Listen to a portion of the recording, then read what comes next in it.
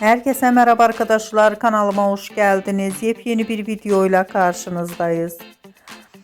Eşref Reyad dizisinin başrollarına hayat veren Demet Özdemir ve karizmatik oyuncumuz Çağatay Ulusoy'un yepyeni görüntüleri geldi.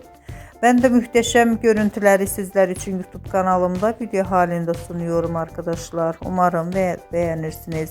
Videomu beğendiyseniz kanalımı izlemeyi ve bildirim butonuna basmayı unutmayın. Şimdilik benden bu kadar olsun. Yeni videomuzda görüşmek üzere. Hoşça kalın.